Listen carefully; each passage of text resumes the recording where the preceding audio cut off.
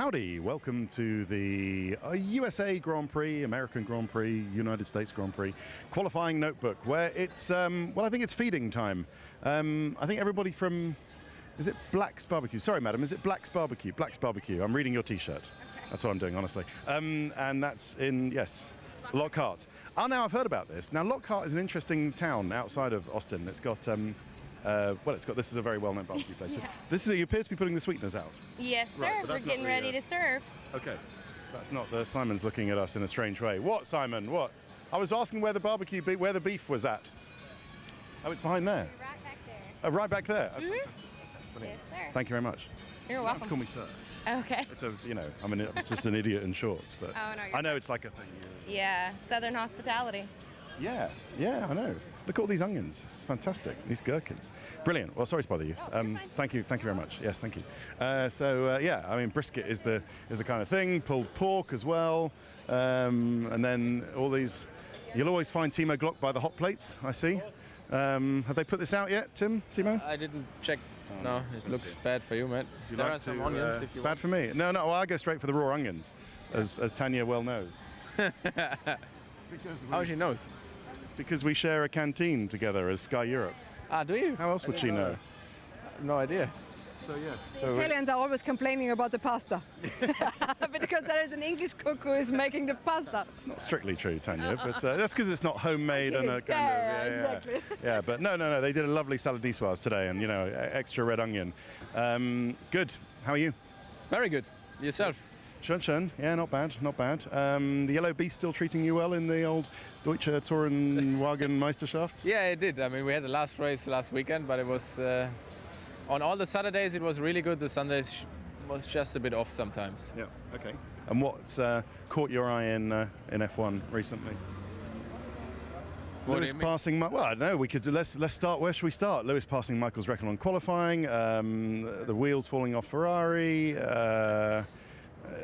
Brendan Hartley coming in from the WEC, which is quite an interesting story. Yeah, that was quite interesting to watch him, and yeah, you can see it's not that easy to switch from the LMP1 cars to a Formula 1 car, but in general, I have to say the two guys at the top, they just delivering every time, and Lewis on an absolute high, but Sebastian is still there, putting his finger up and saying, "Hey, mate, I'm right next to you," and it's pretty impressive what they're doing and mistake-free, and it's quite impressive. It is indeed. Okay, Dankeschön. Have a good one. Yep, and you. So we have, in a sort of attempt, and this is really fantastic because in an attempt to kind of, I don't know, just jazz up the. Sorry, madam. What? Look at the meat. Look The at what? the meat. Am I looking for the meat? Yes, I'm always looking for the meat. Oh, thank you for tipping me off on the old meat.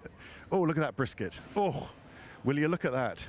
Now, apparently the key to this is to roast it on a low temperature and for 14 hours, chaps. Is that about right? Depends, 10 to 15 hours depending on the size. 15 hours? Yeah, it can. I mean, this is a big boy. I mean, look at all that juiciness and everything right there. Look at that. And at what temperature are we talking? We do about 250, 275 Fahrenheit. Fahrenheit, okay.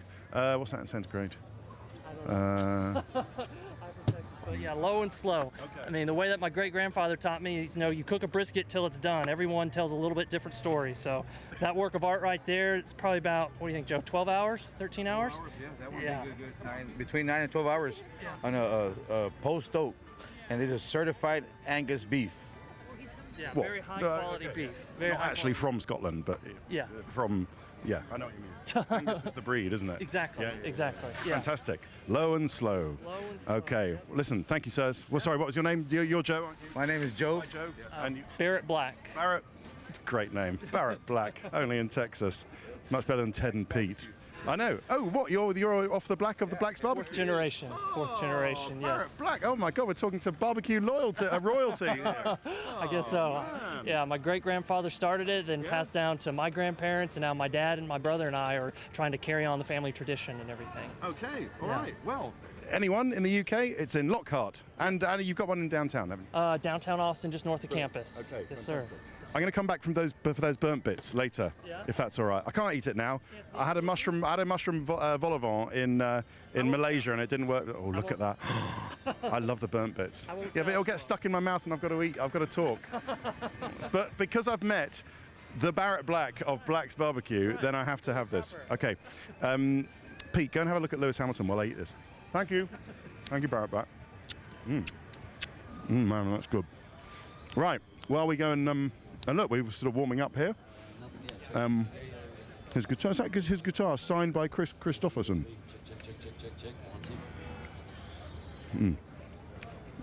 Delicious. Right, Lewis Hamilton, pole position. Wow, another one. I thought his engineer, Peter Bonington, was nicely understated on the radio when he said, "Nice one, son." But 72nd pole position, and it means that he starts in the right place that he needs to for the US Grand Prix tomorrow. It's so chewy. Well, I can't speak while I'm chewing. Have you managed to find him yet, Pete? Can I do this with subtitles? Have we got an auto cue or something? Sorry. I knew it. We did the mushroom vol au vent in Malaysia, but at least I had the break to finish that, didn't I? Why on earth did I do this? Right, so Hamilton with a 33-1. There you go, it's gone now. He's just been on it all weekend. He's led every session, and not in his dungarees now, I think, as you can probably see. He's been going around, he's been sporting some brilliant local style black dungarees that he's been going around and showing a lot of his guests around his garage in. So he's certainly got the style, and he's just delivered. And he's done what he needs to. And I don't know. People are saying he's raised his game, and Niki Lauda saying that Bottas is back on his game, and so you've still got that 2/10 or so gap to Valtteri Bottas. Actually, I'll find out exactly what it was.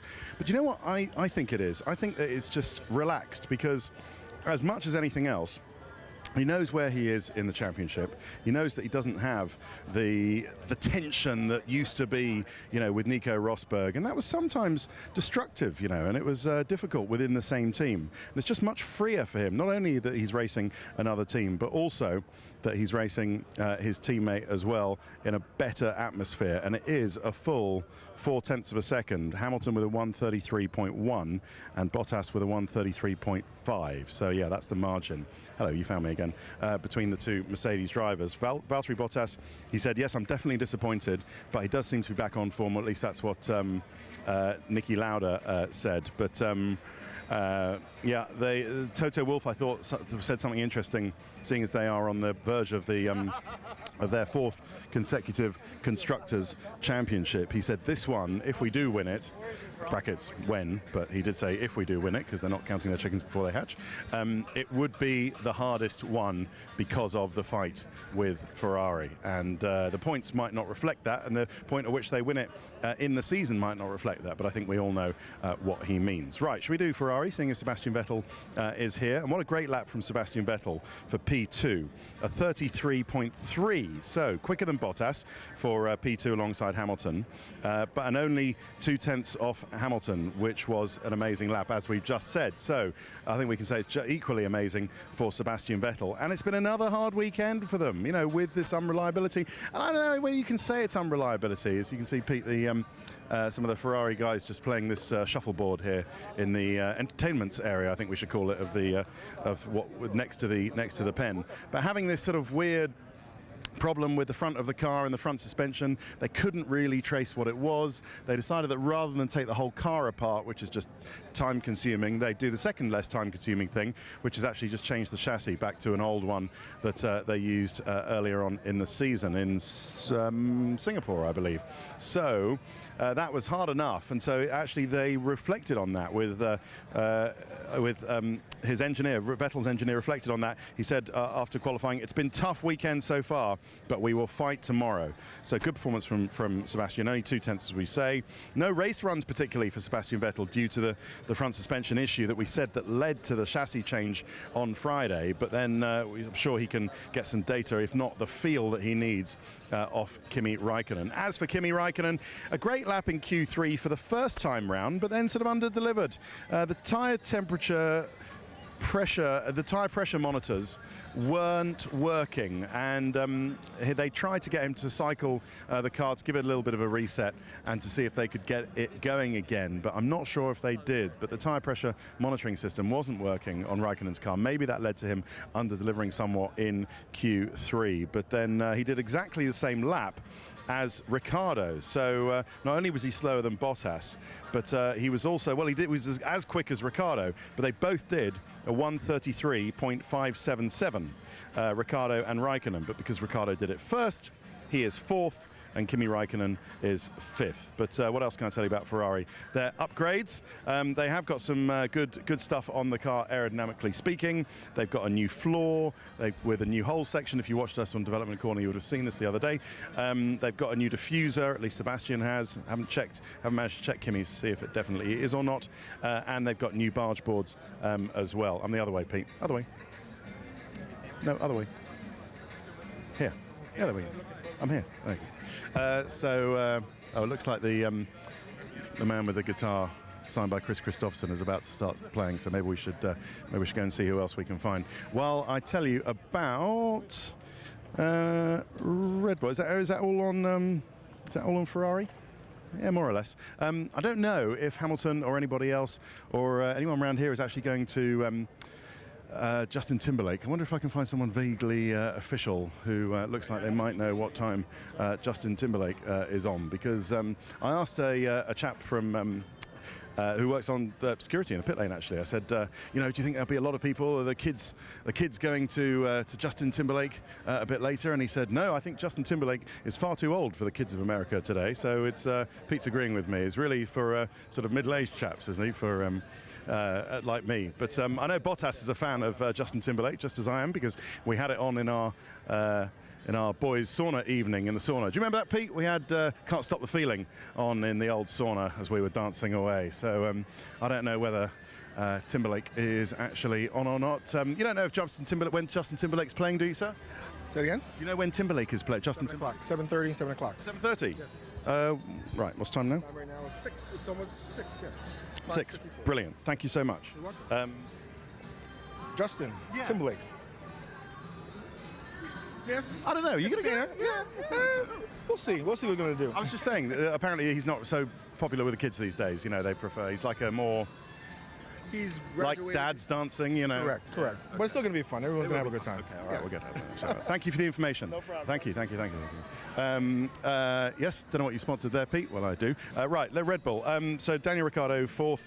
Max Verstappen, 6th, but takes the 15th-place penalty. And a phenomenal lap, I think we can say that. Just as good as Vettel's lap and Hamilton's lap for Daniel Ricciardo, because considering the engine deficits, Christian Horner was saying that to make it up and pip one Ferrari was very good. So he's proved once again that he can qualify the car as well as he can race it and overtake, and everything else has Daniel Ricciardo. So well done to him. And Max Verstappen starts on a contra strategy tomorrow. Will it work? I don't know. I mean, it never really works when you're at the front starting on the other tyre. It's always best to get the sort of immediate grip early on. I've spotted someone who's a friend of the Notebook. I'm going to come and say hello to. And will it work? I'm not sure, but anyway, they've got to try anyway. Now, regular viewers of the Notebook will remember the lovely, delightful, fragrant Nicole Galicia from Mexico. When was it? The last time you saw me, I had a tail on. You were checking out my tail. It was Halloween. Pete was checking out your tail. I don't do anything of the sort. You were both checking out my tail. Okay. It was Halloween. Was that 2 years ago? How are you, my love? Is everything okay? I'm fantastic. I'm fantastic. Brilliant. Thank you. It's nice to see you. I like your pink breast cancer awareness month. Wait, I have a little. Ah, fantastic. Good for you. Good for you. Yes, you do. And I've got the old thing there as well. And yeah, I have a little. I have a little. Well, you've got to do everything you can, haven't you? And any projects, interesting projects in the pipeline for you? Any?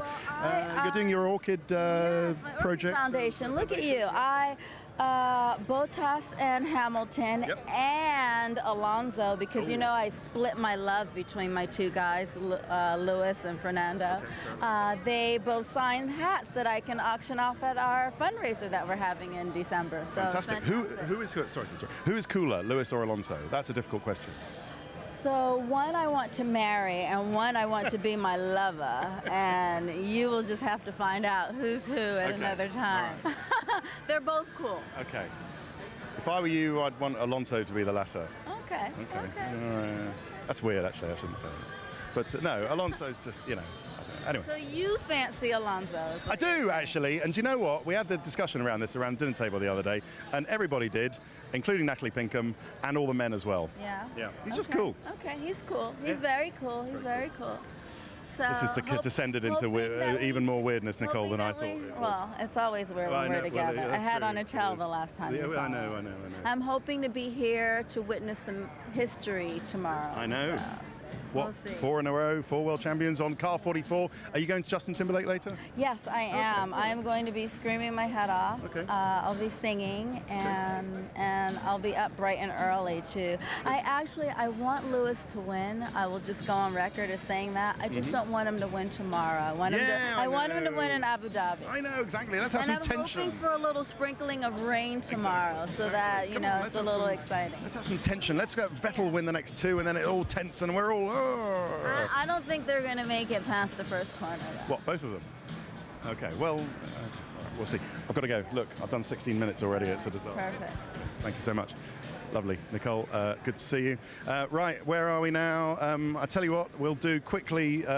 We've done Ferrari, we've done Red Bull as well. Oh, yeah, Verstappen and re-signing. I mean, I think that's just a sign, really, of a post-win, a bit of long-term confidence that he was going to get not only the treatment, but also the car. And he must have seen a sign. He must have seen something. This is the big unknown for me. What's he seen? What do those 3 people know, Pete, that they've told Verstappen?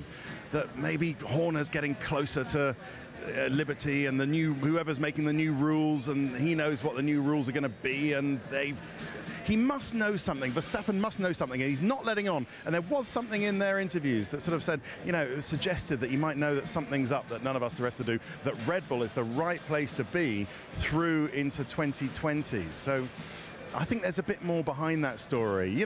Maybe Ricciardo's going to go, maybe he isn't. Maybe they want to lock Verstappen down because they think Ricciardo's going to go, maybe not. But I think there's something up. That's the reason why Verstappen was so keen to sign so quickly and for another year through to 2020 that we don't know about as yet. We'll say happy anniversary to Georgie and Damon Hill, who can't hear us at the moment, but it's their 30... What anniversary is it? 29? 29 years? Oh, I thought it'd be longer than that. What are you doing? Why are you doing that? Happy anniversary. Right. Done Ferrari. Yeah, take a look at the Vettel interview that we've done tomorrow. We did 15 minutes of it, and we've had to cut it down to 6 minutes or so, 5.5 minutes. So we'll hopefully put the long version out on the channel because it's all interesting stuff. But you'll hear my season reflecting interview with Sebastian Vettel tomorrow. Hopefully you'll find it interesting and insightful. We'll do Sergio Perez. A little bit disappointing, Perez, only 10th. Didn't quite get the best out of the car that he could. But one of my stars of qualifying is Esteban Ocon, P7. And having complained a little bit, actually it was Perez who complained about Nico Hülkenberg. I thought it was pretty interesting with, not Nico Hülkenberg, Kevin Magnussen earlier on in qualifying, where he said, it's always the same. He's so unprofessional.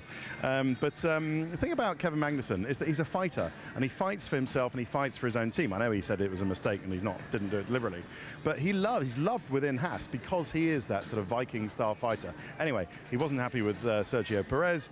Perez wasn't happy with Hülkenberg, with Magnussen, and Magnussen is probably going to get a bit of a penalty. But what a great qualifying from Esteban Ocon, P7, having just got into Q3 P10, he found some extra time and then was P7. Something interesting I thought we'll just leave you before we go to a break for Force India next year is that we're going to get all of these new tyres. Cheers, chaps. We're going to get all these new tyres. So there's a new tyre rule next year. Do you know about this? There are like 7 different compounds of tyres from A to G next year. It's going to be much more complicated next year. We're not just going to have white, soft, yellow. Next year. So next year we're going to have, they're not going to be soft, super soft and ultra soft and all of that. They're going to be A, B, C, D, E, F and G. Hopefully we're going to figure out some colours so you can actually all identify them, and people will be able to bring 3 compounds of whatever they want to the track. You might have seen this in news stories earlier on in the year or late last year. Here's Lance Stroll coming back from the stewards for his blocking? Yes. Oh no, for the thing with Grosjean, was it? The thing with Grosjean, was it? Over there. Oh yeah. You both turned right, didn't you? You were both doing the same thing. Did you know in aviation, when two planes are flying towards each other, you both turn right, and that means that you don't hit each other. Towards each other. Because you're going towards each other. Yeah. But when you're following each other, that doesn't work. Why am I asking you? Anyway, sorry, I know you can't talk about it, so I won't ask you about it. You okay otherwise? Sorry? You okay otherwise? Yeah, frustrating day. We had some engine problems in qualifying, so we didn't have proper deployment today, so that was frustrating. One of those days to just forget about. Did they tell you apparently it was something weird with the lap trigger? The car didn't know where it was on track. I didn't go to the briefing yet, but I heard something along those lines, but I don't want to comment on anything. No. Well, okay. You probably know more than me. Well, it would be the first time. It is something. It is something. This geezer wants your signature. Yeah, no, it was the lap trigger. So the car didn't know where it was. Cheers, Lance. Yeah. Thanks a lot, mate. All right. See you later. The car didn't know where it was on track, and so they had it lost deployment, and he lost 8/10. That's why Stroll is 17th, and Massa is 11th. He had issues with, what did he have issues with? The power unit, I think, cutting out a little bit, but actually I'm not sure it was. I think that was just pretty much all there was in the car, but they thought there was a magnificent moustache you found there, Pete. I think that's about it. Yeah, unlucky for Massa. I think he was about half a tenth off the top 10, so that's a little bit unlucky. And we'll finish this part with a thought on who Williams' next driver will be for next year. And I think going into a couple of weeks ago, I thought it was nailed on Robert Kubica. But then they did the test, and more specifically, they did the test with Paul di Resta. And Paul di Resta did so well in the test, he's given Williams a real problem because he was faultless apparently. There's Grosjean coming back from the same hearing. Apparently di Resta was faultless and he was quick and didn't crash, which always helps. And he's now given Williams a bit of a problem because do they go with Robert Kubica? And that will be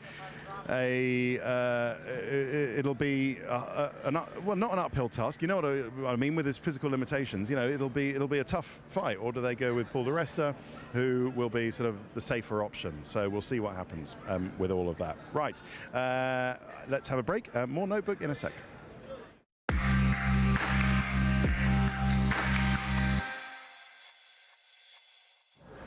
Hello, welcome back to the US Grand Prix qualifying notebook. We're doing the notebook, Mr. Bratches. Can we have a quick word? Everything okay? Indeed. I love your mic, Jack. Thank you for supporting this weekend. Well, thank you on behalf of everyone who will benefit from, a cure potentially, touch wood, God willing, and all of that. Yeah, actually from your lips to God's ears, as they say. Exactly. That's our goal. Certainly hope not, but yeah, okay. How are you?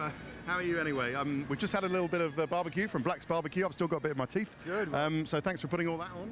Well, good. No better place. Did you get on the bull? Take a little chance? I'm not going to risk my dignity by getting on that bull. But, is that right? Well, I'm about to, and I'm sure my dignity is not going to be intact when I end up.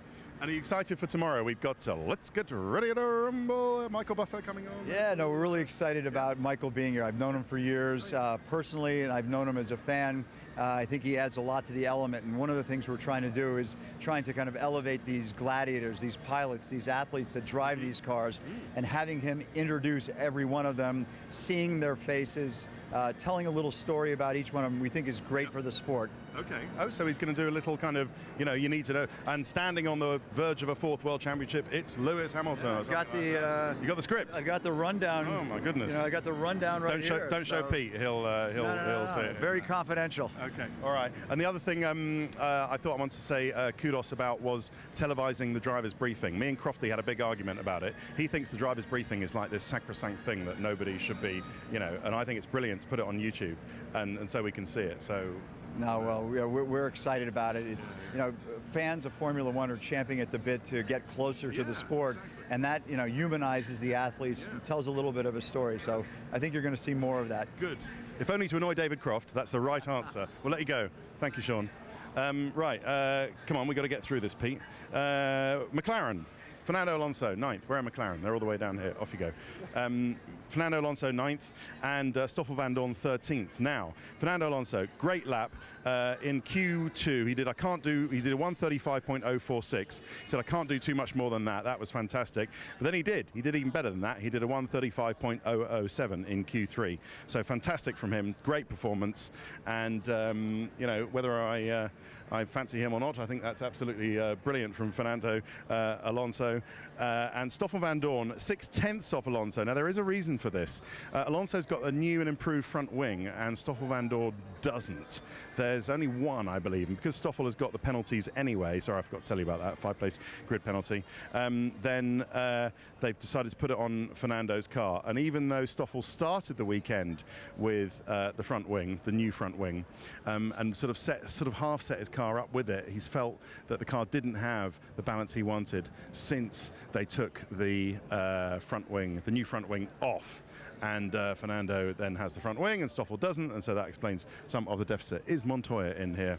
You're right, Lindy? You okay? Do you want a hand? Do you want a hand? You shouldn't be doing this, Lindy. I should be helping you out. Are you okay? Is Montoya out there? There's Michael Andretti talking to Martin Brundle, which is a shame because I wanted to talk to him about how Alonso was in Indy, but he's talking to Martin Brundle, so I won't interrupt him. Not because he's talking to Martin Brundle, just because I wouldn't interrupt the conversation like that anyway. And is Montoya in here? Montoya? No. Okay, never mind. Right, so that's the Stoffel Vandoorne explanation. And is there anything else? Oh yes, so Alonso of course re-signing with the team. I think all you need to know is Zach Brown said that he was not inexpensive, so I think reassuringly expensive Fernando Alonso for the next year or two. Now, J.R. Hartley. I don't know if anyone's calling him JR, but that might be a nickname. We're a British team, but anyway, it's Brendan Hartley. He did a great job today and all weekend actually. He did a 36.8 in qualifying, same as his time in FP3, but you still say it's pretty good, and his race performance was pretty good. His race laps were pretty good as well, so he's king of the long runs. He might get this title as king of the long runs because of his experience in World Endurance Championship and Le Mans and all of those 6-hour and 12-hour and 24-hour races, but we'll see how he does. As for Danny Kvyat, he said, well, I didn't close my eyes, but I was absolutely going for it, and that's a great lap considering a very difficult FP3, that Kvyat gets P12. And he'll go a bit higher with all the penalties. Haas, Romain Grosjean 14th, Kevin Magnussen 20th, and possibly with a penalty to come. Good job, they said to Romain Grosjean. He said, good job, everyone. I'm sorry I couldn't do much better, but that was okay. Kevin Magnussen blocked Sergio Perez, as we said. He wasn't told that he was told that he was on an out lap, Perez. Not a hot lap, so there was a bit of confusion there. It was a mistake, said K-Mag, and sorry, but he might get a penalty.